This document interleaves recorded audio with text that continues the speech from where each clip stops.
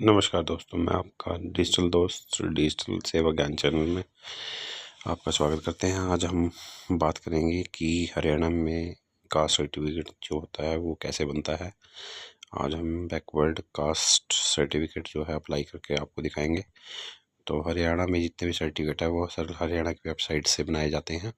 और भी गवर्नमेंट की काफ़ी चलाई हुई स्कीमें हैं, तीर्थ योजना, other backward class, arm licence, outside arm licence, तो कई तरह की इसमें स्कीमें हैं। तो सबसे पहले हमें इसे साइन अप इन हेयर पे जाकर अपने आईडी को लॉगिन करना होगा। अगर आपने इस पर रजिस्टर नहीं किया तो उसकी मैं वीडियो आपको प्रोवाइड कर दूंगा कि इसे कैसे रजिस्टर करना है, और उसके बाद आप लॉगिन कर सकते हैं। लॉगिन करने के बाद कुछ इस तरह का इंटरफेस जो है हमें ओपन होगा।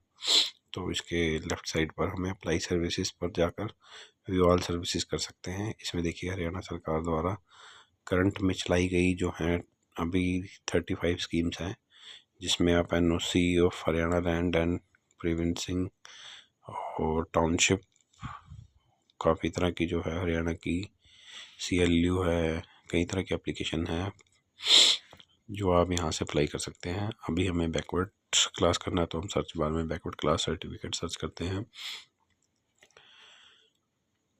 देखिए इसमें BC और OBC दो सर्टिफिकेट होते हैं, हमें BC के लिए चाहिए। अगर आपको नहीं पता कि BC कहाँ यूज़ होता है OBC, तो आप कमेंट बॉक्स में कीजिए, हमें कमेंट हम दोनों सर्टिफिकेट की डिटेल में वीडियो भी आपको प्रोवाइड कर देंगे। जैसे आप BC सर्टिफिकेट पे क्लिक करेंगे तो सबसे पहले हमें ऑप्शन पूछेगा कि आपके पास फैमिली आईडी है। अगर है तो हमें फैमिली आईडी नंबर को टाइप करना होगा, अगर नहीं है तो हमें फैमिली आईडी नहीं बनानी होगी। बिना फैमिली आईडी के आप हरियाणा में किसी भी सरकारी सुविधा का लाभ नहीं ले सकते। तो फैमिली आईडी को फ़िलहाल के लिए हरियाणा सरकार ने मैंडेटरी किया हुआ है। जो ये डाटा है जैसे नाम, father name, date of birth और घर का एड्रेस, ये ऑटो फैच जो है फैमिली आईडी की वेबसाइट द्वारा कर लिया जाएगा। इसे हमें ऑथेंटिकेट करना होगा OTP से। तो अभी फ़िलहाल हम जो है सिटीज़न की फैमिली आईडी को डालते हैं और फैमिली आईडी से डाटा फैच करेंगे। तो इसमें फैमिली आईडी में सबमिट जो है पर्सन जितने भी हैं वह आ जाएंगे। उसमें से जिसका भी हमने कास्ट का सर्टिफिकेट बनाना है उसे सिलेक्ट कर सेंड OTP जो है हम भेजेंगे। OTP हमारे कैंडिडेट के रजिस्टर्ड मोबाइल नंबर पर चला जाएगा जिसका हमने सर्टिफिकेट अप्लाई करना है। तो जैसे ही हमारे पास OTP आता है हम इसको डालकर वेरीफाई करते हैं और नेक्स्ट प्रोसेस की तरफ अपने चलते हैं। हमारा जो ये केस है, इस केस में कैंडिडेट के मदर और फादर इस दुनिया में नहीं है, तो हमें उसकी जो है डेथ सर्टिफिकेट की PDF को अपलोड करना होगा। तो उसको आप पहले से स्कैन करके PDF बना के रख लीजिए।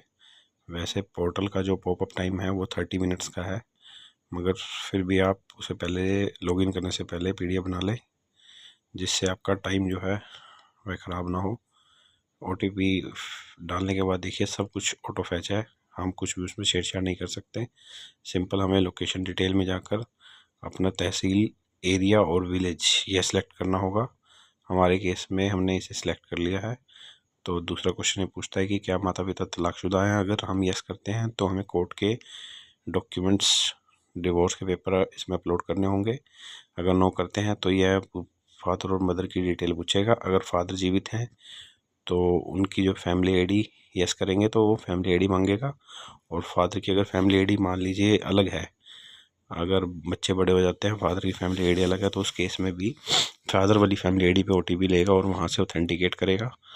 और मदर के लिए भी वह पूछेगा, अगर मदर जीवित हैं तो मदर की फैमिली आईडी डालकर वहाँ से डिटेल को वेरीफाई करेगा।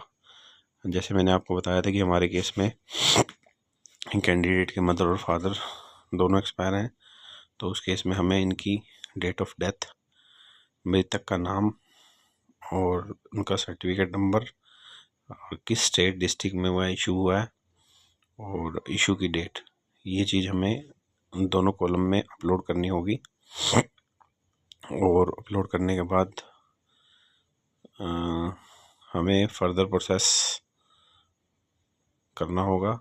अभी फ़िलहाल हम इसकी जो डेट है वो आपको प्रॉपर एज़ पर डेथ सर्टिफिकेट ही अपलोड करनी होगी, क्योंकि अगर आप गवर्नमेंट सर्विस या किसी भी सरकारी संस्था में सर्टिफिकेट देंगे तो आपको उसके सरकार द्वारा बेनिफिट तो मिलेंगे, मगर उसकी वेरिफिकेशन भी सरकार द्वारा की जाएगी। अगर वेरिफिकेशन में कुछ भी झुटलाया पाया गया तो आपके खिलाफ हरियाणा सरकार द्वारा कार्रवाई की जा सकती है। तो इसमें जो भी बेसिक डिटेल है, कृपया उसको मिसमैच या डाटा फेक ना भरें।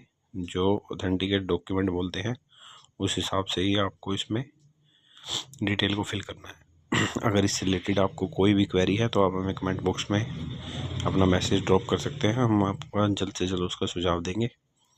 तो अभी हमने आपको बताया था कि हमारे में केस में दोनों के मदर फादर नहीं हैं, तो हम उनकी डिटेल भरते हैं और उसके बाद कास्ट डिटेल फ्रॉम FDIR के विवरण से हमारी जो कास्ट है उसको हरियाणा सरकार ने कानून को पटवारी की ड्यूटी लगाकर पहले से वेरीफाई करा दिया था। तो फ़िलहाल हमें वो सिर्फ ऑप्शन देगा कि आप इस कैटेगरी में आपकी कास्ट क्या है। देखिए हमारे केस में कैंडिडेट की कास्ट धोबी है, हम उसे सिलेक्ट करते हैं और नेक्स्ट करके अगर आप एग्री नहीं हैं तो आपको उसकी ग्रीवेंस डालनी पड़ेगी, वो मैं आपको बता दूंगा, आप उसके लिए नेक्स्ट वीडियो बना दूंगा। अभी हम कैप्चर डाल के सबमिट करते हैं और जो नेक्स्ट हमारा पॉपअप विंडो है वो हमें प्रीव्यू करेगा, आप इसको रीड कर सकते हैं। डॉक्यूमेंट जो हमने उसमें अपलोड करने हैं वो अटैच नेक्स्ट आ गया है, उस पर क्लिक करके हम इसमें डॉक्यूमेंट अपलोड करेंगे। अगर आपके केस में आप फादर और मदर को वेरीफाई कराते हैं तो फैमिली आईडी से, तो आपको कुछ भी डॉक्यूमेंट अपलोड नहीं करना होगा। आप सिंपल जो है सेव एनेक्चर बटन पर क्लिक करेंगे और फर्दर प्रोसेस के भी आगे चल जाएंगे। तो मैंने जैसे आपको बताया था कि डेथ सर्टिफिकेट की PDF बना ले, तो मैंने इसे पहले से सेव किया हुआ था। मैं दोनों में जो है डेथ सर्टिफिकेट अपलोड कर देता हूँ और सेव एनेक्चर पे जैसे ही क्लिक करेंगे एक प्रीव्यू हमारा फाइनल आएगा। ये फाइनल प्रीव्यू के बाद हम जैसे ही सबमिट करेंगे तो हमें गवर्नमेंट द्वारा एक रिसिप्ट प्राप्त हो जाएगी। जो हमने सरल हरियाणा पर लॉगिन किया था वह सिटीज़न लॉगिन था। अगर ये देखिए ये रिसिप्ट जनरेट हो गई है। अगर आप इसका कमर्शियल यूज़ करते हैं तो आप अपने पोर्टल से सिर्फ 5 सर्टिफिकेट इशू कर सकते हैं। So thank you for watching, like share.